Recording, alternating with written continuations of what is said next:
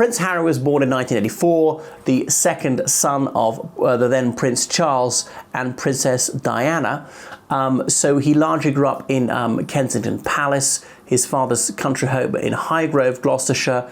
He went to Ludgrove School in Berkshire. Later he went to Eton, even though he shouldn't have, well, he didn't pass the test, but they simply let him in anyway. He was reasonably good at sport, not good at anything else. And here's the man who rails against privilege.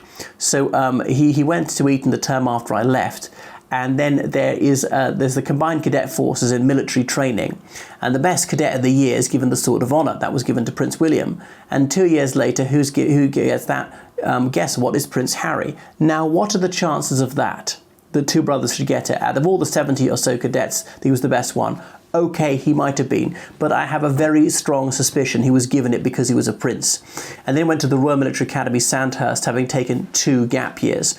He was always committing violent assaults against photographers for doing their job, which was taking photos of a public figure in a public place.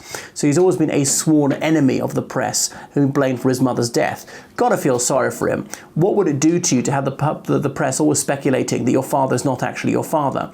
And his parents had the most public divorce of all time. It was very messy. So he did seem to thrive in the army, and the comradeship and the sense of mission really did well for him, calmed him down. But he published that book, Spare, in January this year. It was heavily trailed. It was leaked. The Spanish edition was leaked and translated.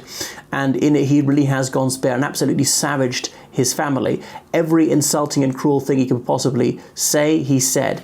He is the man who demands privacy but violates the privacy of everybody else in his family, always washing the dirty linen in public. It's as disloyal a book as anyone can possibly think.